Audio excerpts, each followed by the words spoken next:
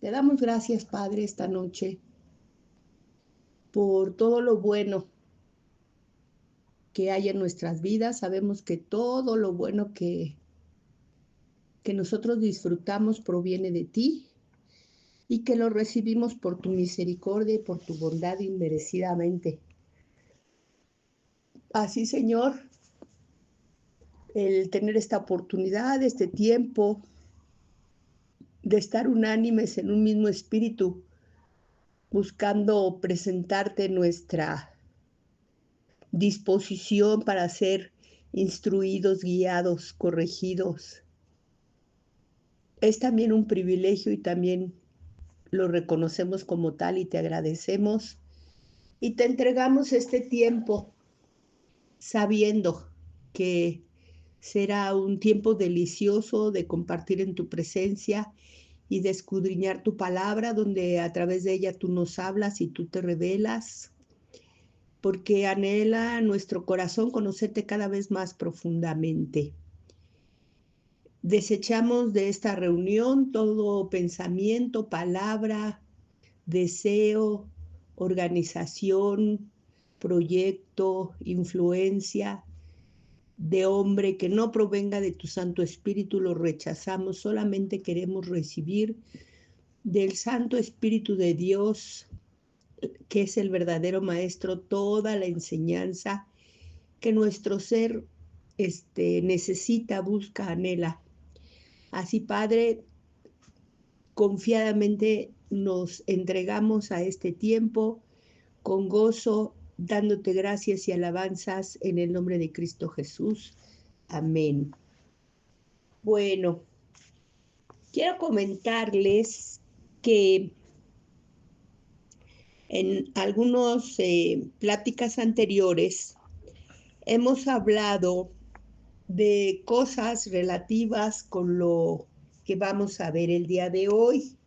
Por ejemplo, vimos donde trabajamos el nombre de Dios, el Yahweh, que sabemos que lo forman sus 4 letras, que dedicamos una ocasión a conocer esas letras y ver qué acciones tenían y cómo manifestaban cosas de Dios cuando Él nos dio ese nombre.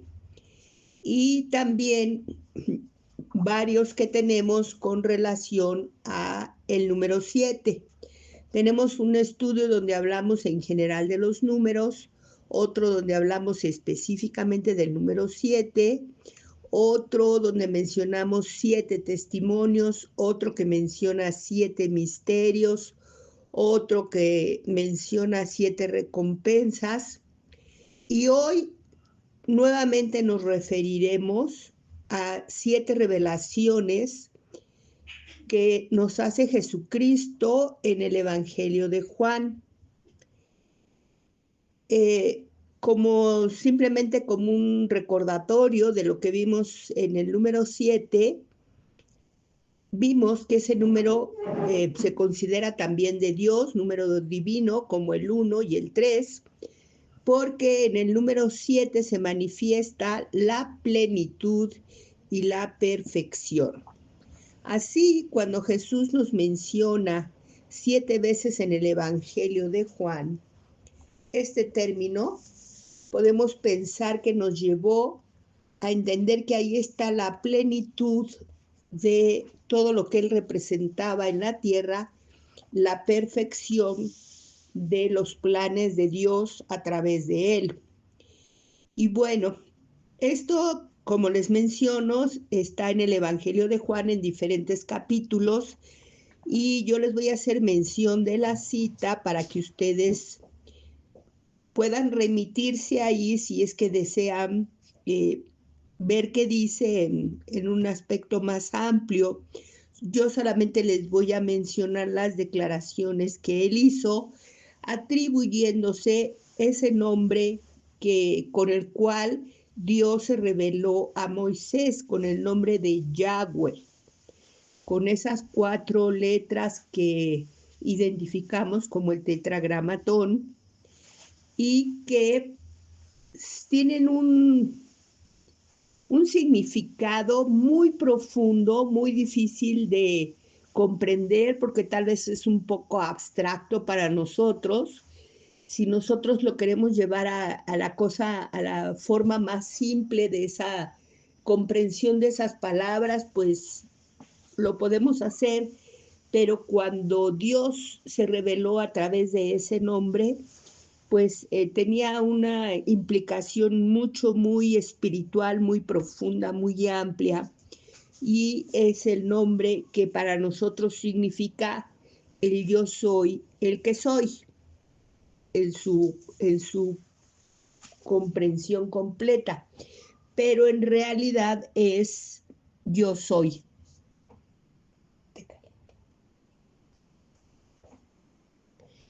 Entonces Jesús nos dice en este Evangelio de Juan, en el 6:35, yo soy el pan de vida. En el capítulo 8, versículo 12, yo soy la luz del mundo. Capítulo 10, versículo 7, yo soy la puerta. Capítulo 10, versículo 11, yo soy el buen pastor. Capítulo 11, versículo 25, yo soy la resurrección y la vida. Capítulo 14, versículo 6, yo soy el camino, la verdad y la vida. Capítulo 15, versículo 1, yo soy la vid verdadera. Y bueno, si nosotros contáramos, por ejemplo, por conceptos, quizá diríamos que el del 14:6, yo soy el camino, la verdad y la vida, pues se está hablando de tres conceptos. Y el que dice en el capítulo 11, versículo 25, yo soy la resurrección y la vida, está hablando de dos conceptos. Pero en realidad, eso que menciona en cada uno de ellos, la resurrección y la vida, es solamente un concepto. El camino, la verdad y la vida es solamente un concepto. Cuando en alguna oportunidad estudiemos detenidamente cada una de esas revelaciones del Señor Jesucristo, comprenderemos a qué se refiere esto que yo les estoy mencionando ahorita. Pero entonces, viendo que cada una de las citas nos hace una revelación de Jesús, son 7 que completan, como decíamos, ese concepto de plenitud y de perfección. Ahora bien, de manera en realidad muy sintética, porque bueno, ya tomamos un tiempo para esta explicación, y porque el tema es muy extenso, muy profundo, vamos a abordar en esta ocasión la primera declaración donde Jesús dijo en Juan 6:35, dice, Jesús les dijo, yo soy el pan de vida. El que a mí viene nunca tendrá hambre, y el que en mí cree no tendrá sed jamás. Remitiéndonos a estudiar ese capítulo 6 de Juan, vemos que en los versículos del 1 al 10, él había reunido una multitud que venía para escucharlo, para ver qué les enseñaba, cómo mostraba y cómo hablaba la palabra de Dios, cómo les llamaba a transformar sus vidas. Y entonces se presenta un problema, que habiendo una multitud muy grande, llevan muchas horas caminando, ya ha pasado mucho tiempo, una gran parte del día, y piensan que esas personas deben de estar sintiendo hambre y que es un gran problema alimentar a esa multitud. Del versículo 11 al 14 vemos cómo el Señor Jesucristo realiza un milagro, el que es conocido como la multiplicación de los panes. Después del versículo 14 al 24, esa multitud, Jesús se aparta de ella y ellos desean seguir escuchándolo. Él se aparta, están en un lago y entonces ellos lo buscan y no lo encuentran. Entonces van y lo localizan en Capernaum. Ya estando allí, en el versículo 26, Él les dice: me buscan no por haber visto las señales, sino porque comiste el pan, porque comieron el pan y se saciaron. Y esta es una declaración, pues, sencilla si la escuchamos, profunda si la analizamos. Porque dice, Jesús les había estado hablando palabra de Dios, explicándoles lo que ellos habían escuchado por generaciones, el conocimiento que tenían de Dios a través de la palabra que ya les había entregado a sus profetas. Y Jesús les daba explicaciones y les ponía una forma cotidiana de ver esas palabras, que normalmente los que las manejaban eran los escribas, que eran unos eruditos que a eso se dedicaban, a estudiar la palabra, y los escribas, que eran los que enseñaban al pueblo la ley y la palabra de Dios, pues lo hacían de una manera como muy, pues, abstracta. Las personas las aprendían, las memorizaban, pero no tenían para esa palabra o para muchas partes de ella una comprensión que les permitiera llevarla a una aplicación práctica. Entonces, con Jesús sí veían ese cambio y sentían un gran placer cuando comprendían y cuando esa palabra se transformaba para ellos y entonces lo buscaban. Pero aquí Jesús les dice que a pesar de que ellos estaban viendo cómo Él les traía esa misma palabra, porque nunca la cambió, nunca la transformó, Él dijo que Él no le quitaría ni un puntito a todo lo que era la palabra revelada de parte de Dios, pero aún así ellos encontraban otra forma de comprenderla y de traerla a su vida, de hacerla propia. Pero a pesar de haber visto esa forma de enseñanza y a pesar de haber visto que como a Él les había sido anunciado, profetizado desde antes, Él tenía la capacidad de hacer diferentes milagros, no lo buscaban en realidad porque ellos estuvieran observando esas cosas que pertenecían al ámbito espiritual, sino que más bien lo buscaban porque es verdad que esas personas eran personas del pueblo con muchas necesidades materiales. Y al ver que Jesús tenía el poder de satisfacer las necesidades materiales de ellos, pues veían en Él la solución a los problemas que estaban viviendo, que eran ellos subyugados por el Imperio Romano. Pero entonces les dice que por eso es por lo que lo están buscando, no por el aspecto espiritual que Él estaba manifestando delante de ellos, que realmente era lo valioso, era lo eterno, era lo poderoso, sino porque veían la posibilidad de que Él resolviera no tan solamente el problema del hambre con aparición de panes de forma milagrosa, sino que eso les servía de base para pensar que él podía solucionar todos sus problemas materiales, traerles la libertad, librarlos de la necesidad y volverlos otra vez un reino de riqueza como alguna vez habían sido.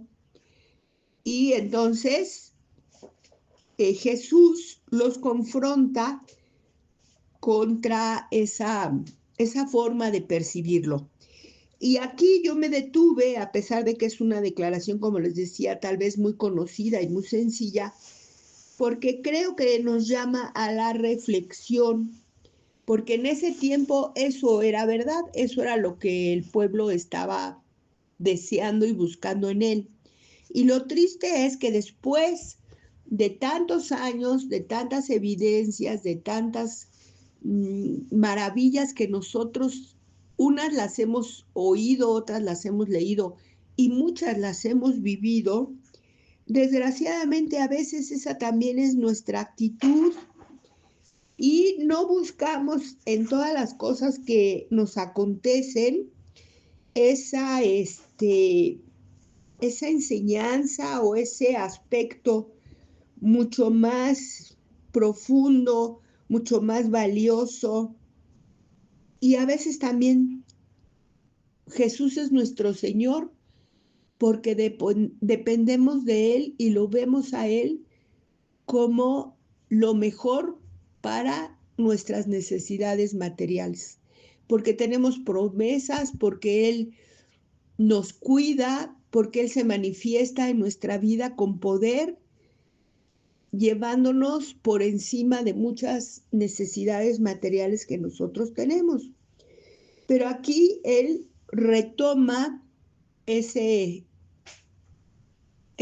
manifestación de la multiplicación de los panes y nos revela cuando Él dice que Él es el pan de vida que descendió del cielo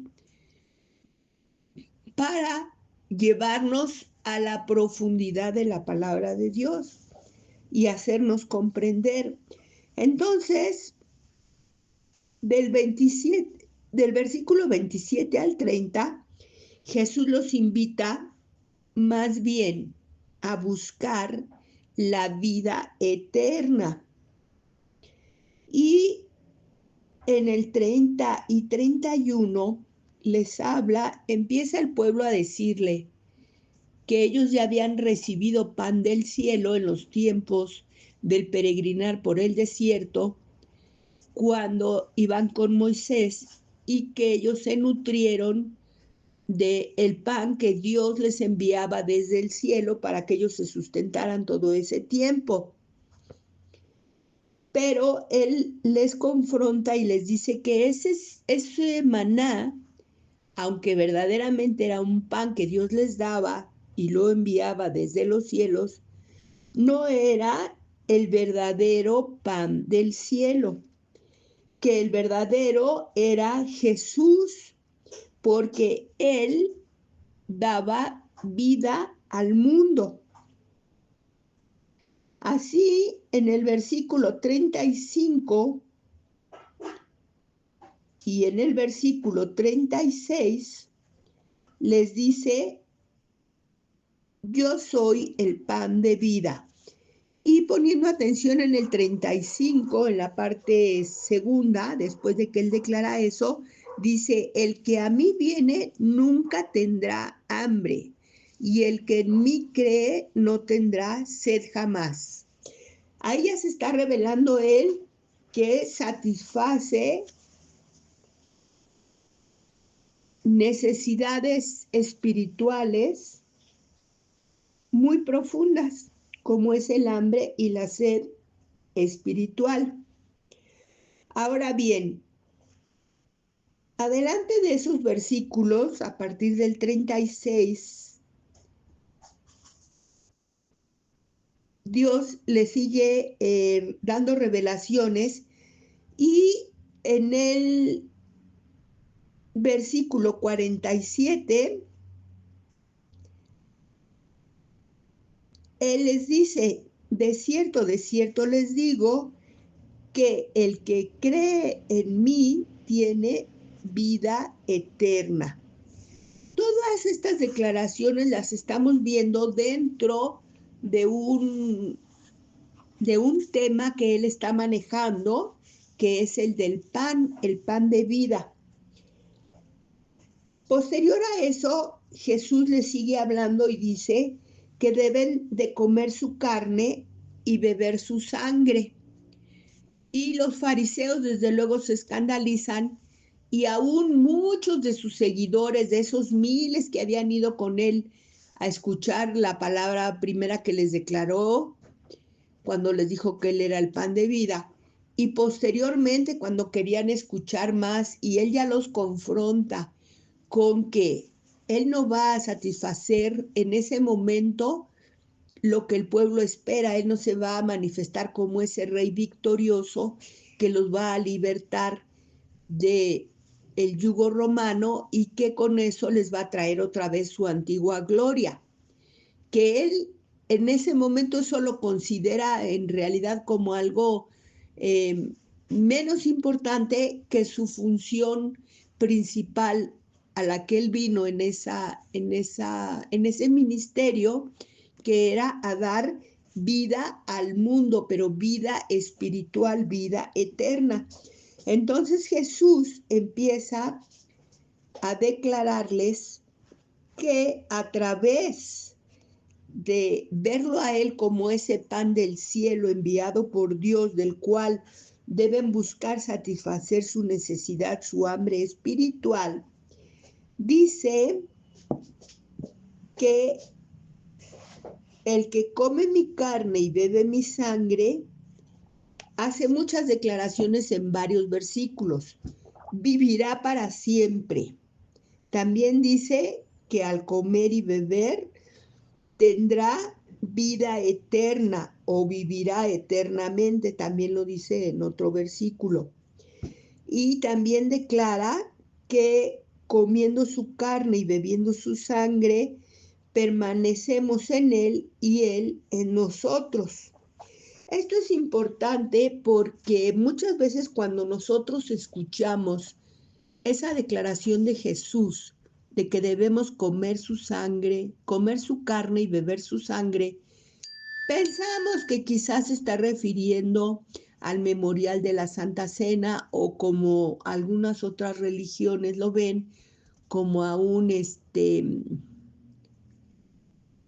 se me fue un acto litúrgico que ellos tienen un nombre para la comunión y que tal vez a eso se está refiriendo, pero él mismo, dentro de esas palabras, cuando aprendemos a desglosar y hacer una correlación de lo que él está hablando en su palabra, vemos que comer su carne es venir a Jesús, porque dice, el que a mí viene no tendrá hambre, y nos está diciendo que el hambre se sacia con el pan, y que el hambre espiritual se sacia con el pan que descendió del cielo, que es Jesús. De ahí desglosamos que comer su carne es venir a Jesús. Y luego en ese mismo 35 dice, el que en mí cree no tendrá sed jamás. Y aquí ya está hablando de una sed que tiene relación con una bebida. Y cuando él menciona que tenemos que beber su sangre, que es la que nos va a permitir no tener sed jamás, eso a lo que corresponde es a creer en Jesús. Y eso ya cuando leemos otra vez este mismo versículo, pero con esa declaración en mente, con esa coordinación de las enseñanzas que están como un poquito veladas, vemos que dice este versículo, Jesús les dijo, yo soy el pan de vida. El que a mí viene, o sea, el que come mi carne, nunca tendrá hambre.